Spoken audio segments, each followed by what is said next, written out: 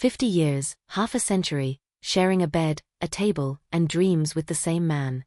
That was my record, one I was proud of, until that April morning in New York City. The sky was unusually clear, as if nature wanted to make sure I saw with perfect clarity how my life was falling apart. My name is Luna Albright. I am 73 years old, and until recently, I believed I knew every wrinkle, every gesture, every silence from Beckett. My husband. I was wrong. I need to talk to you, he said, serving coffee, as he had every morning for 50 years. His tone was different. I noticed it immediately, because after so long together, I could detect every nuance in his voice. This one was serious, resolute, as if he had rehearsed what he was going to say. Is something wrong? I asked, setting the coffee pot on the table. Beckett didn't meet my eyes, which was unusual for him. His hands, those strong hands that had built our house in the Upper East Side decades ago, trembled slightly. I can't do this anymore, Luna. I want a divorce. Time stood still. The words hung in the air like dust motes in the light streaming through the window. I felt the air leave my lungs. What are you saying? I finally managed. I've thought a lot about this. We've been living like strangers for years. There's no passion left. No passion left? What are you talking about, Beckett? We're 63 years old. We've built a life together. We have 3 children, 7 grandchildren. What is this? A midlife crisis? He shook his head. His gaze remained fixed on the cup of coffee he hadn't touched. Is there someone else? I finally blurted out. The coffee I was drinking spilled onto my chin. I tried to maintain my composure, but my hands began to tremble too. The image of Beckett, my Beckett, with another woman, hit me like a slap to the face. Who? I asked, though I wasn't sure I really wanted to know the answer. Her name is Sage. I met her at the chess club. She's 52 years old. 11 years younger than me, I interrupted, unable to suppress a bitter laugh. Are you going off with a younger woman? Is that it? It's not about age, Luna. It's that I feel something with her that I haven't felt with you in a long time. I'm sorry, but I've made my decision. He stood up from the table, leaving his coffee untouched. I watched him go into our bedroom, where he had already packed a suitcase. I hadn't noticed he had packed it. How long had he been planning this? Days, weeks, months? I remained frozen in my seat, listening as he moved around the house, gathering his belongings, 50 years reduced to a suitcase and a few parting words. When he came back into the kitchen, he was carrying his old leather suitcase, the one we bought together on our trip to San Francisco for our 20th anniversary. The irony. I'll stay with Sage for a few days until I find an apartment. I'll talk to Zane, our lawyer and family friend, to initiate the divorce. I didn't answer. I couldn't. The lump in my throat was so big I could barely breathe. The house belongs to both of us, so I guess we'll have to sell it and split it, he continued, as casually as discussing the weather. Same goes for the businesses and properties. I'll call you so we can agree. And then, without another word, he came closer, gave me a cold kiss on the cheek, and walked out the door. The sound of the closing door echoed like a gunshot in the empty house. I sat in the kitchen for hours, the coffee growing cold, the sun changing its position. But I still sat there, trying to understand what had happened, how 50 years of marriage could end like this, with an unfinished coffee and a half-packed suitcase. The phone rang several times. It was probably my children. Beckett must have already told them. I didn't feel strong enough to talk to them, to explain something I didn't even understand myself. That night, for the first time in 50 years, I slept alone in our bed. Beckett's side, cold and empty, was a constant reminder of his absence. I cried until I had no more tears. I remembered our wedding in St. Patrick's Cathedral, the birth of our children, the family Christmases, the trips, the laughter, the arguments, and the reconciliations. All of it had meant so little to him that he could abandon it for a woman he barely knew. But as the hours passed and the night deepened, the pain gave way to another feeling, indignation. How dared he? How could Beckett throw away an entire shared life? How could he believe that after all we had built together, he could simply leave with another and expect me to accept the sale of our house? To split everything we had achieved with so much effort? That's when I made a decision. If Beckett wanted a war, he would get one. I wouldn't sit around crying while he rebuilt his life with his sage. Not after 50 years. It was dawn when I finally got out of bed. I looked at myself in the mirror, my eyes swollen and my face pale, but there was something new in my resolve that hadn't been there before. I won't let you do this to me, Beckett, I said to my reflection. I won't let it happen. The revelation. The first week after Beckett's departure was hell. My children, Atlas, Kai, and Ren, took turns visiting me, worried about how I was coping. I tried to be strong for them, to assure them that I would be fine, that such things happen even after 50 years. Mom, have you spoken to a lawyer? Atlas, my eldest son, asked me one Sunday at dinner. Your father is already with Zane, I replied bitterly. I suppose I should find legal representation too. You can't have the same lawyer. That would be a conflict of interest, Kai interjected, always the most practical of my children. I'll recommend someone from my firm. Kai was a corporate lawyer, specializing in mergers and acquisitions. Nothing to do with divorces, but I was grateful for his offer. Dad's being unfair to you, Ren, my youngest daughter, said with tears in her eyes. He can't just leave like this after so many years. I said nothing, though I appreciated my children's indignation on my behalf. I knew this was between Beckett and me. I didn't want to drag them into our conflict, though it comforted me to know I could count on their support. The following Monday, on Kai's advice, I met with Mr. River, a lawyer specializing in divorces. He was a middle-aged man with a piercing gaze and a direct way of speaking that I appreciated. Ms. Albright, before we discuss legal strategies, I need you to tell me everything, he said after hearing my summary of the situation. And when I say everything, I mean everything related to your assets and properties. For the next 2 hours, I detailed our assets: the house in the Upper East Side, the apartment in Midtown that we rented out, the home improvement store Beckett inherited from his father, which we expanded together into a chain of 5 branches across the city, the bank accounts, the investments, the insurance policies, everything we had built in 5 decades. The good news, Mr. River said, after taking numerous notes, is that in most states, assets acquired during marriage are considered marital property, regardless of whose name they're under. You are legally entitled to an equitable distribution. I already knew that, I replied. Beckett told me we'd have to sell and split everything. Mr. River took off his glasses and looked at me intently. Unless there was some kind of prenuptial agreement or you had a separate property agreement, which I doubt given your wedding date. No, there was nothing like that. We married young with nothing but dreams. Then, as I said, you are legally entitled to an equitable distribution.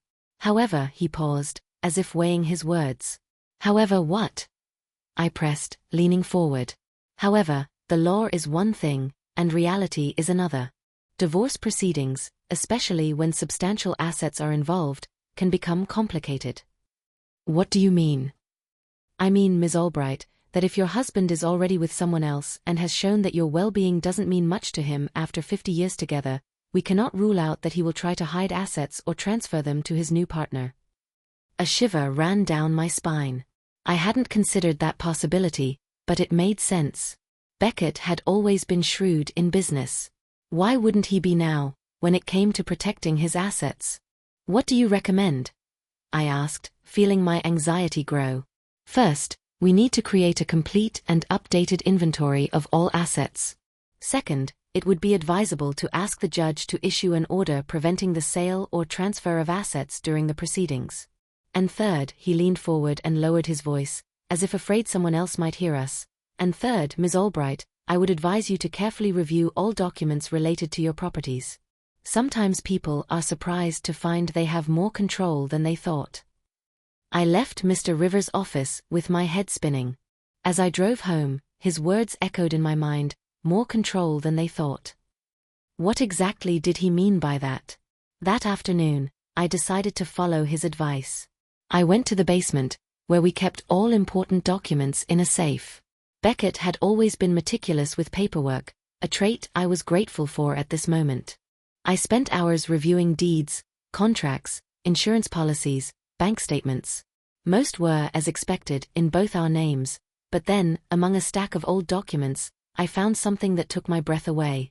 It was a durable power of attorney Beckett had given me 15 years ago, when he had to undergo complicated heart surgery. At the time, worried something might go wrong, he had wanted to ensure I could manage all our affairs without legal problems. I read it several times in disbelief. According to the document, I had full authority to act on Beckett's behalf in all legal and financial matters. I could buy, sell, transfer property, change bank accounts, all in his name. And the most surprising thing, the power of attorney had no expiration date. In his haste to leave with Sage, Beckett had forgotten to revoke this power of attorney, or perhaps didn't even remember it. After all, 15 years had passed, and the surgery had been a success.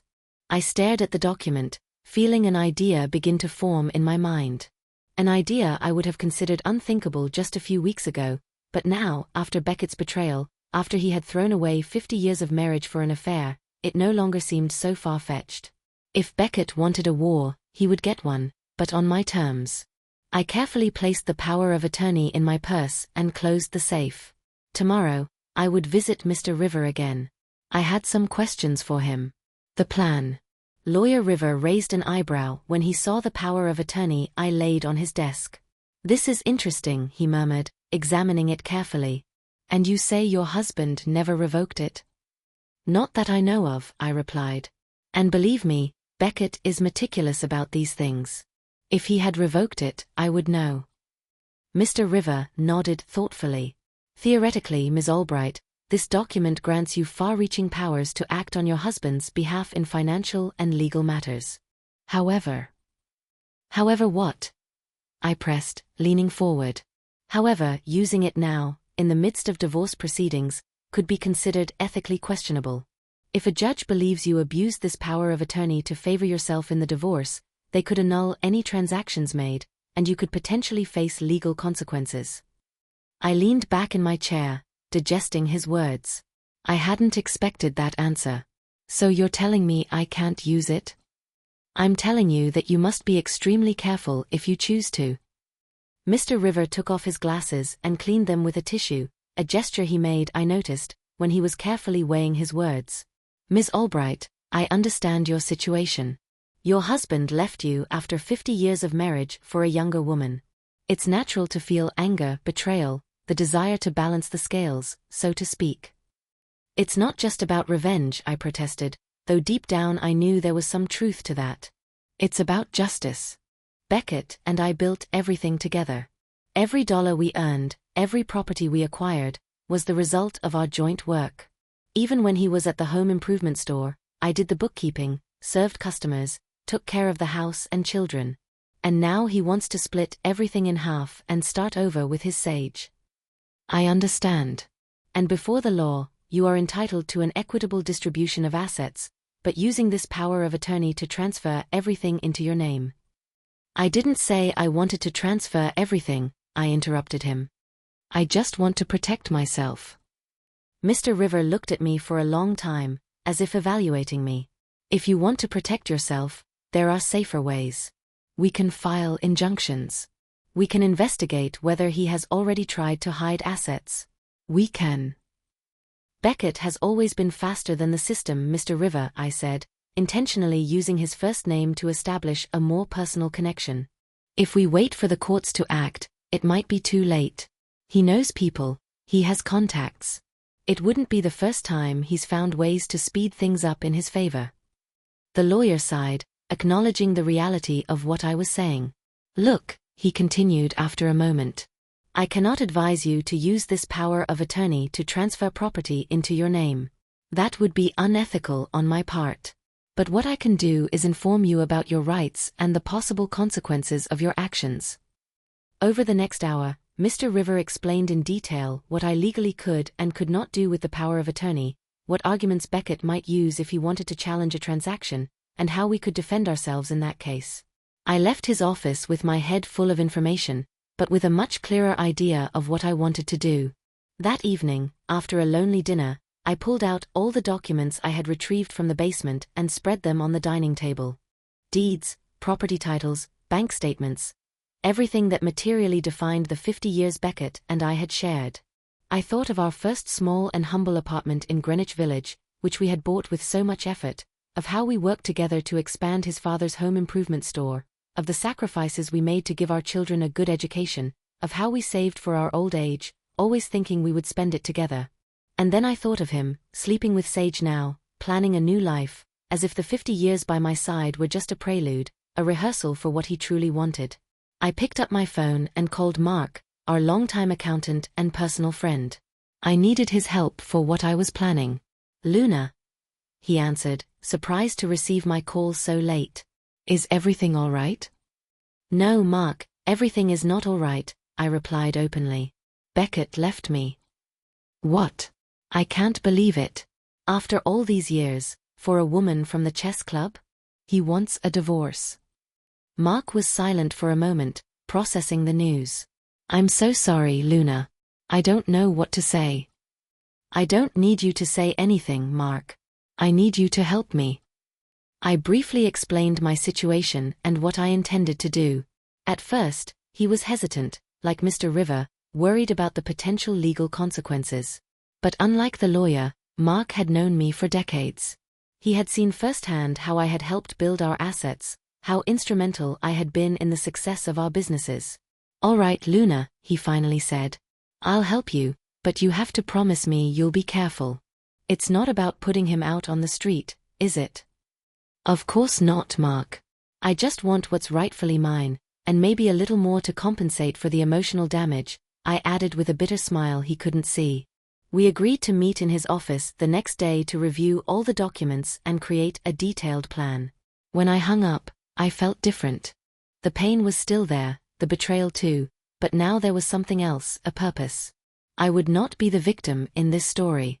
I would not be the poor, abandoned old woman who resigned herself to getting the crumbs of what she had helped build. Beckett wanted a new life. Good, he would get it, but not at the expense of mine. I poured myself a glass of red wine, that Cabernet Sauvignon he liked so much, and silently toasted to 50 years with Beckett, and to what was to come. The execution. Over the next 2 weeks, I worked meticulously with Mark to execute my plan. The accountant, despite his initial reservations, proved to be an invaluable ally. He knew our finances inside out and knew exactly what steps to take to make everything appear legitimate and difficult to challenge legally. We started with the bank accounts. Using the power of attorney, I transferred most of the money from our joint accounts to a new account in my name. I left enough in the original accounts so that Beckett wouldn't immediately notice the changes if he checked online balances, but not enough for him to make any major moves. Then came the properties. The house in the Upper East Side where we lived was the most complicated, as it was in both our names. However, the apartment in Midtown was solely in Beckett's name, which he had insisted upon for tax reasons at the time. Using the power of attorney, I transferred ownership of it to my name. The shares in the home improvement store chain were the trickiest. The company had grown considerably since it was just the small neighborhood store Beckett inherited from his father. Now it had 5 branches, a central warehouse, and over 50 employees. Beckett was the majority shareholder with 65% of the shares, while I owned 20%, and the remaining 15% were distributed among our 3 children. Transferring his shares directly to my name would have been too obvious and easily challenged. Instead, I followed Mark's advice and established a holding company in my name, to which Beckett sold his shares at a fair price, but payable in convenient installments over the next 20 years. This way, Beckett would technically receive the value of his shares, but I would have immediate control over the company. Throughout this time, I had no direct news from Beckett. My children told me he was living with Sage in her apartment in Williamsburg and seemed happy, though he occasionally asked about me. "He says he hopes you're doing well, Mom," Ren said during one of her visits. "How thoughtful of him," I replied ironically, as I signed some documents Mark had sent me. "What's all this?" my daughter asked, pointing to the papers. "Just some things from the bank," I lied, feeling guilty for not being entirely honest with her. "Nothing important." I didn't want to involve my children in what I was doing. Not because I feared their disapproval, but because I wanted to protect them. If Beckett legally challenged my actions, I wanted them to be able to honestly say they knew nothing. Finally, 3 weeks after Beckett had left, we completed all the necessary transfers and changes. According to our calculations, I now controlled approximately 80% of what had been our joint assets. Everything's done, Luna, Mark said as we drank coffee in my kitchen. The transfers, the changes of ownership, everything. So far, Beckett doesn't seem to have noticed, which is surprising, considering how attentive he always was with finances. He's too busy with his new life, I remarked, feeling a pang of pain that surprised me. Despite everything I was doing, despite the anger and the feeling of betrayal, a part of me still missed Beckett. 50 years are not so easily erased. What will you do now? Mark asked. Will you tell him? I shook my head. No, I'll let him find out for himself. Sooner or later, he'll have to deal with financial matters. And then. I didn't finish the sentence, but Mark nodded, understanding. Later that evening, I received a call from Zane, our friend and lawyer, or rather, Beckett's friend and lawyer, who was now representing him in the divorce. Luna, we need to talk, he said, sounding uncomfortable. Beckett has asked me to officially initiate the divorce. He wants us to create an asset inventory to proceed with the division. Of course, Zane, I replied with a calm that surprised even myself. I'm available. When would you like to meet? Does Friday work for you? We can meet at my firm. Perfect, I'll be there. I hung up, feeling a mix of nervousness and excitement. Friday would be the day Beckett would find out what I had done. The day he would understand that he couldn't just throw me away after 50 years and expect everything to go on as before. The next 2 days I spent in a state of constant apprehension. I barely slept, imagining 1,000 times what the moment would be like when Zane, and therefore Beckett, would discover that much of what they considered their property was no longer theirs. On Friday morning, I dressed with particular care.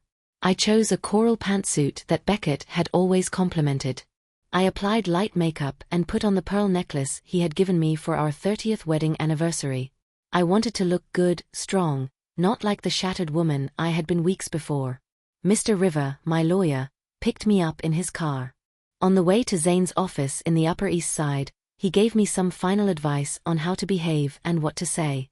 Remember, Ms. Albright. Maintain your composure at all times. No matter what they say, what they imply, you must remain calm and steadfast. I nodded, thanking him for his support. When we arrived at Zane's firm, Beckett was already there. Seeing him again after almost a month was harder than I expected. He sat next to Zane in his usual immaculate grey suit, but something was different about him. He seemed perhaps thinner, and there was a tension in his face I didn't remember. Our eyes met briefly as I entered. And for a moment, I saw something in his eyes, regret, guilt.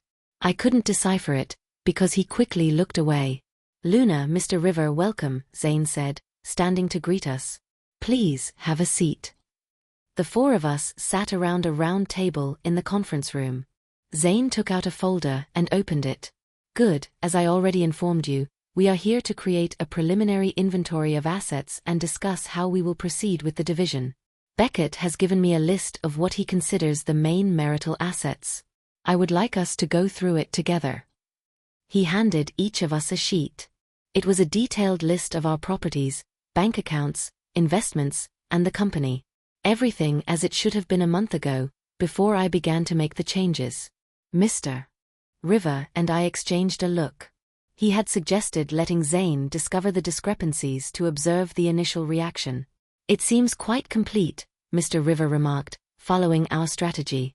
Although my client, of course, reserves the right to add any further assets not included. Zane nodded. Of course. I now suggest we review the current status of each of these assets. To expedite the process, I have prepared some authorizations that you would both need to sign to gain access to bank information and property registers. That won't be necessary, I interjected, speaking for the first time. At least not on my part. I already have all the current information. I pulled a similar folder to Zane's from my purse and placed it on the table. Here is the current status of our... Excuse me, my assets. Zane looked at me, confused, took the folder, and began to review the documents within. I watched as his expression gradually changed, from confusion to surprise and finally to alarm. This can't be right, he mumbled, quickly flipping through the pages.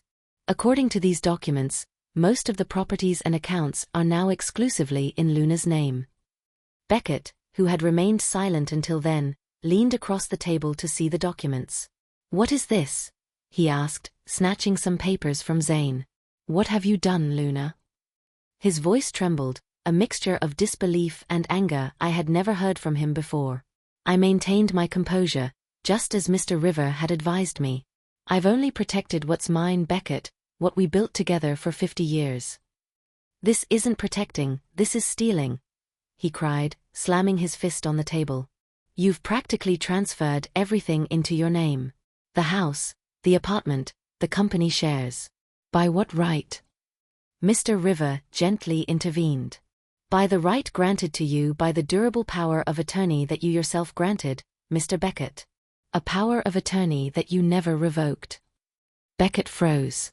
I watched as his mind worked, remembering the document he had signed 15 years ago, when he feared he wouldn't survive his heart surgery. That power of attorney was for a medical emergency, not for this. "That can't be legal." "It is entirely legal," Mr. River replied, maintaining a professional tone. "The power of attorney contained no restrictions on use and no expiration date, and all transfers and changes were made in accordance with the appropriate legal procedures." Beckett looked at Zane, seeking confirmation. The lawyer, visibly uncomfortable, nodded slightly. "Technically, the power of attorney is still valid," Zane admitted.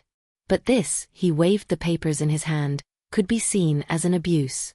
We could challenge it in court." "You could try," Mr. River conceded, "but it would be a long and costly process with an uncertain outcome. In the meantime, the assets would remain in my client's name." The room fell into strained silence. Beckett looked at me as if he didn't recognize me, as if the woman sitting opposite him was a stranger and not the person with whom he had shared half a century of his life. "Why, Luna?" he finally asked in a quieter, almost defeated tone. "Out of revenge?" It was the question I had been waiting for, the one I had often asked myself in recent weeks. "No, Beckett, it's not revenge," I replied, holding his gaze. "It's justice. Justice for 50 years of my life that I dedicated to you, to our family, to our business. Justice because you decided that those 50 years were worth nothing, that I was worth nothing, and that you could simply leave with another woman and expect me to be content with half of what we built together." My voice remained firm, though I was trembling internally. "I loved you, Beckett. I loved you for decades. I took care of you when you were sick. I supported you in every project. I celebrated every success as if it were my own, because it was. We were a team, or so I thought. But you threw everything away, and now you want us to divide fairly what was never fair." Beckett lowered his gaze, unable to meet mine. "I didn't intend to leave you destitute," he mumbled. "I just wanted to be happy." "And didn't I? Didn't I deserve to be happy too?" I asked, feeling tears well up. But I held them back. "You could have talked to me, Beckett. You could have told me you weren't happy, that you needed something else. But you chose to lie to me, to cheat, and then to abandon me." Zane cleared his throat, interrupting the moment. "I think we should take a break," he suggested. "This situation is complicated. I need to consult with other colleagues and review our legal options." Mr. River nodded. "That seems reasonable. In the meantime, I suggest both parties avoid further actions that could complicate things even more." We stood up, ending the meeting. Beckett seemed dejected, as if he had suddenly aged 10 years. For a moment, I felt a pang of guilt seeing him like that, but I quickly pushed it aside. He had made his decision. Now he had to face the consequences. As Mr. River and I were about to leave, Beckett called out to me, "Luna, wait, can we talk alone?" I looked at Mr. River, who discreetly nodded. "I'll wait outside," he said, and left with Zane. We remained alone in the conference room, Beckett and I, after almost a month of not seeing each other. It was strange to be so close to someone who had been such a part of my life for so long, and now to feel him so distant. "What do you want, Beckett?" I asked, keeping my guard up. He ran a hand through his hair, a gesture I knew well, one he made when he was nervous or stressed. I don't want it to end like this, Luna. Not after everything we've been through. You should have thought about that before you left with Sage, I replied, more bitterly than I intended. I know, he admitted. I made a mistake, a terrible mistake. For a moment, I thought he was going to tell me he wanted to come back, that he had realized his error, that he chose me. A part of me, that foolish romantic part that still existed after everything, wished to hear those words, but that wasn't what he said. But what you've done isn't fair, Luna. You can't keep everything. I worked hard my whole life for this business, for these properties. And so the moment passed. It wasn't remorse I saw in his eyes. It was concern for his money, for his possessions. I worked hard too, Beckett, I replied, feeling my resolve strengthen. And now, if you'll excuse me, I have to go. I turned to leave, but his voice stopped me once more. You know what the most ironic thing of all is, Luna? He said with a humorless laugh. I always admired your intelligence, your strength. Those were the qualities I loved most about you, and now you've used them against me. I didn't answer. There was nothing left to say. I left the room with my head held high, feeling a strange mix of sadness and satisfaction. Mr. River waited for me in the hallway. Everything all right? He asked, concerned. Yes, I replied. Everything's fine. Let's go. As we left the building, I thought of Beckett's words. He was right about one thing. I had used my strengths against him, but I didn't regret it.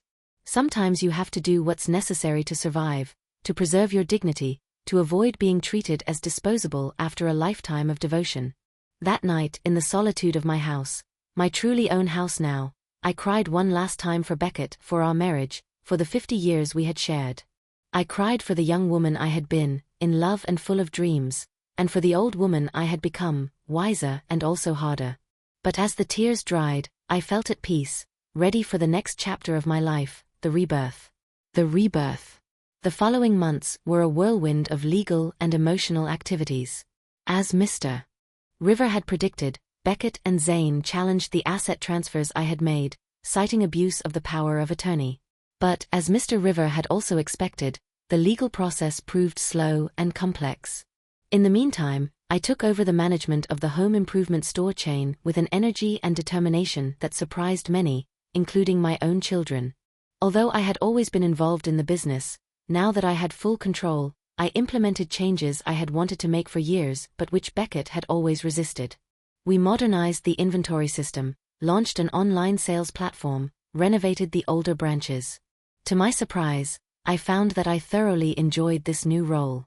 At 73, when many of my friends were already fully retired, I was running a thriving and growing business. The home improvement store became my refuge, my distraction, my source of meaning and pride. My children, after the initial shock of what I had done, were divided. Atlas and Ren supported me unconditionally, understanding why I had acted as I did.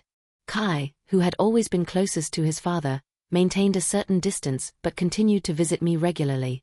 As for Beckett, our communications were limited to the bare minimum, mostly through our lawyers.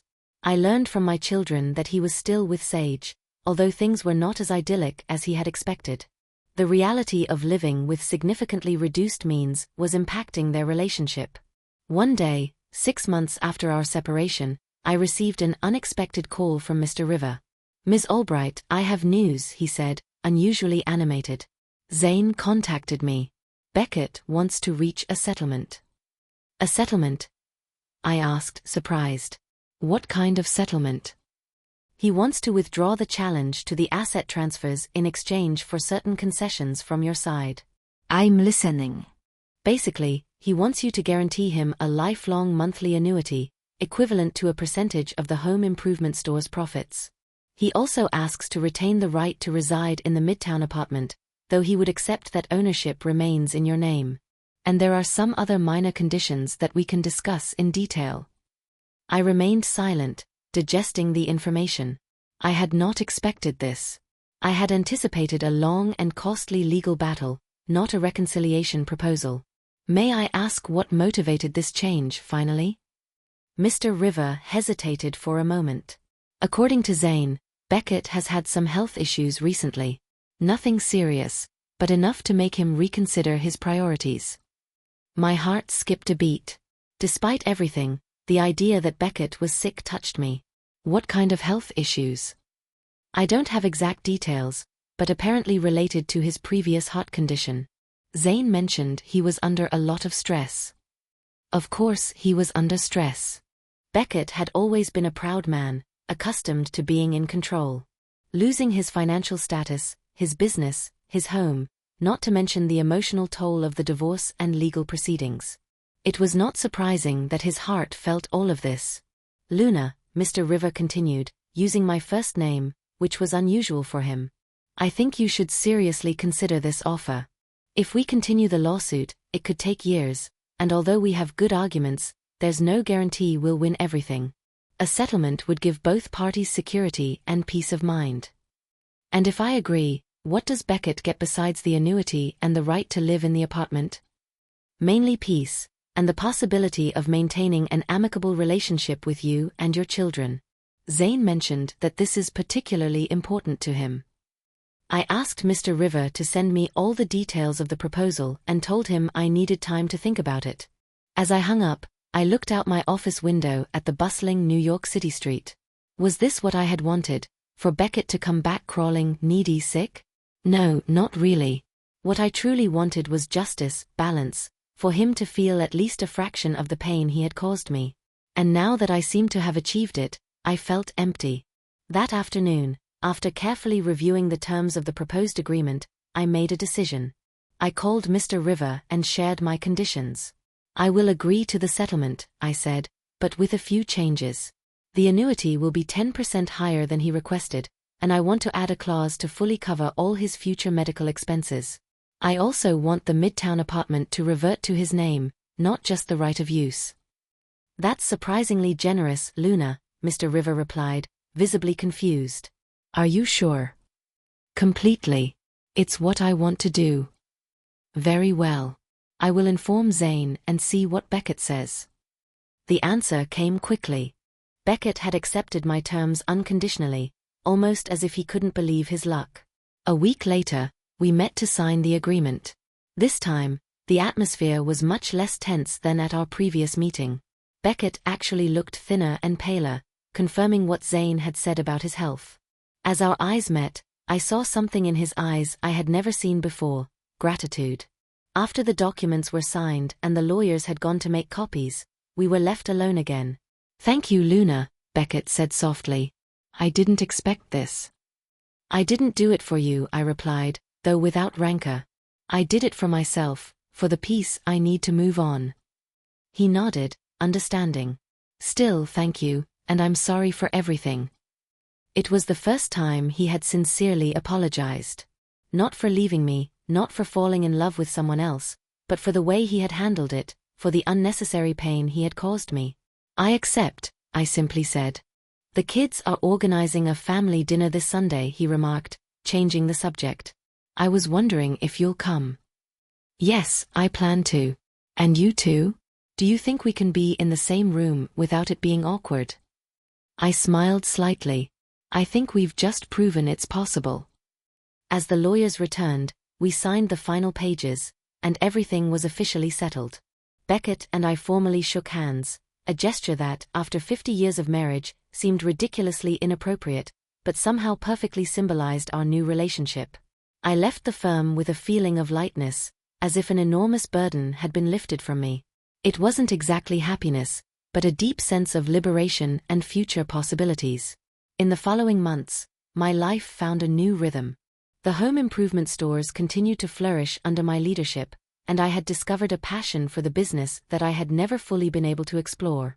My relationship with my children strengthened, even with Kai, who eventually understood my actions. As for Beckett, we maintained an amicable relationship. We saw each other at family gatherings, exchanged comments about the grandchildren, even sometimes talked about business. His relationship with Sage continued, though with less enthusiasm than at the beginning, as Ren told me. A year after our separation, I received an unexpected invitation.